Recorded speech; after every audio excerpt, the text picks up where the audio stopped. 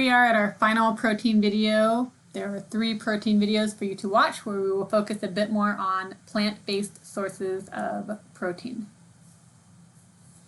So at one point in time, researchers thought that it was not possible to get an adequate amount of types of proteins that we need without consuming animal products. Animal products such as meat, dairy, cheese, etc. are complete proteins, meaning that they have all of the essential amino acids, whereas protein sources not from animals are lacking in a few of these essential amino acids.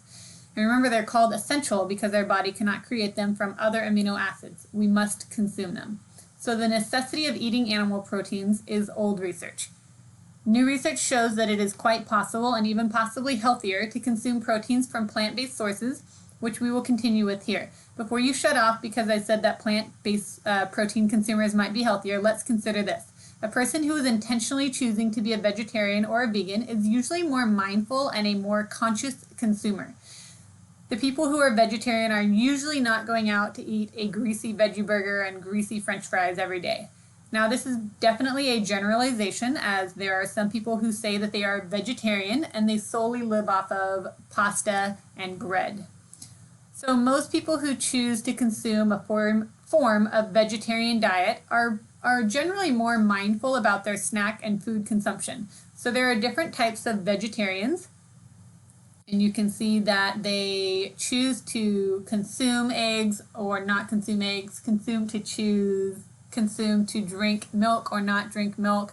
Some allow themselves to consume fish. If you look at number 5, a true, and I say that in quotation marks, a true vegetarian would actually be labeled a vegan, would be considered a vegan. So remember, there are 20 amino acids. 11 of them are from the body. Then they can create, 11 of them can be created by the body on its own. And there are 9 that must be included in our regular diet, which are more plentiful in animal proteins, but they can also easily be found in plant-based proteins. However, there are a few plant-based proteins that have all of the amino acids in them. For example, soy and quinoa. So old research said that you needed to eat your complementary proteins. So you're finding proteins that are going to complement each other to get all of the necessary amino acids. And it was stated that we had to do it in the same meal, but new research shows that it just needs to occur in the same day. So what do I mean by that? So say that you have legumes and no animal products in a meal. You might be missing out on some of the amino acids. So this would be like you trying to spell words and trying to write up a paragraph without using the letter E. It would be really difficult, right? But let's say that you added some grains along with your legumes. You'll be able to increase your amount of amino acids because of something called mutual supplementation. So you're going to have a meal where the mutual supplementation complements each other. So some foods have low amino acids and higher amino acids, and so they complement each other to get all of your essential amino acids. So in order for it to be considered a complete amino acid, it has to contain all 9 of the essential amino acids in roughly equivalent and equal amounts. We don't need all of the amino acids, though, in every single bite of food as long as it's taking place daily. So vegetarians can get all of the amino acid with very little effort when consuming a variety of food sources, not just the same thing day after day, meal after meal. So past research, again, said that it's okay to be doing it. Past research said it needed to be done in the same meal, but new research shows that as long as it's happening in the same day, we're getting the protein that we need. So here are some examples of what I think are balanced non-meat combinations. You'll see some are vegan and others have non-meat vegetarian options. They're very delicious. They're creative. Some of them are based off of different cultures and whatnot, and it's much easier to be a vegetarian than probably what most people think. A lot of times people think of vegetarianism as, oh my goodness, I would have to eat beans and rice for the rest of my life. But there are a lot of very tasty and delicious and healthy options. And Googling trying Google is a great place to find some great options if this is something that you're interested in as far as nutritionally balanced non-meat combination.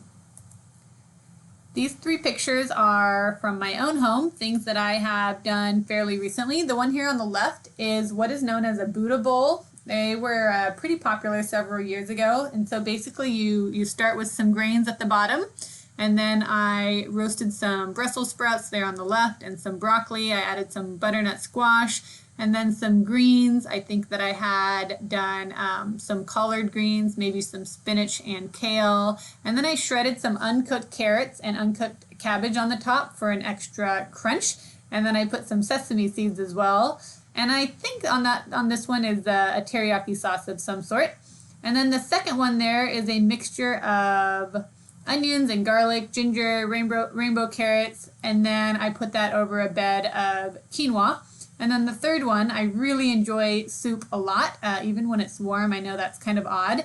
So this is a lentil soup, which was basically just a bunch of veggies that we had in the pantry with some veggie broth. It was super delicious, very tasty, and all of them had all of the essential amino acids, complementary proteins, and it also looks pretty good. So if we were all together, I would ask you to consider some of the health benefits associated with not consuming a lot of animal-based proteins. So go ahead and review this list here to see that there are a lot of health benefits associated with eating more plant-based foods. These are probably health-based things that are not currently on your mind as you're young and for the most part you're pretty healthy. These are things that are going to be potential issues later on in your life. For now though, some of the benefits of eating more vegetarian meals might be this. They're less expensive. A bag of lentils and rice and veggies is much less than meat, whether it be steak, chicken, or even a burger. Some of you care about animal safety and health. Some of you care about the environment and the carbon footprint of our food choices. There is a great chapter in our book that will cover the environmental impact of our food options and what we're consuming. Overall, though, there's a myriad of health benefits, and so I would like to suggest that you try a meal a day or maybe a meal a week that is plant-based, and see if you can slowly increase the types of grain that you're consuming, and along with a variety of vegetables, and you're increasing new things to your regular diet.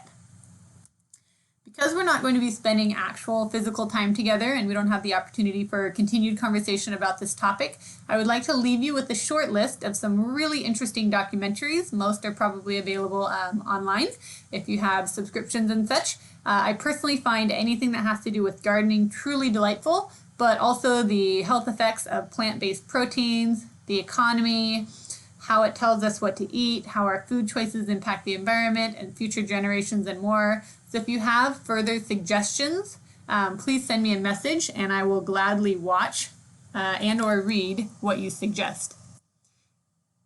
So there is nothing inherently wrong with eating meat. Maybe some of you feel that is wrong, but I don't want to make it seem like I am shaming you. But research does show that we should eat meat and animal products in moderation, and shows that vegetarians tend to be overall healthier.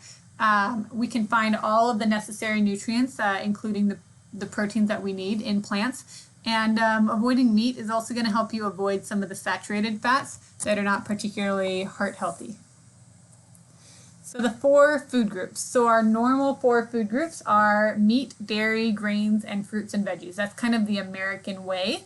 What if we slowly transitioned our thought process into thinking the 4 food groups are whole grains, legumes, vegetables, and fruit? Now I want to point out that if you are a vegan, I know we have several vegans in our class, if you're consuming 0 animal products, it's very important that you consume a vitamin B12. Vitamin B12 is an essential vitamin that you need on a regular basis, and it only comes from animal products. Also be aware of your iron levels, and so daily supplementation I would suggest if you are truly eating a vegan diet. So a review of protein. So I would like you to know the primary functions of proteins. I would like you to be able to verbalize the difference between essential and non-essential amino acids. I would like you to know what a complementary protein is, and then describe some of the differences between animal and plant proteins. Have a great day.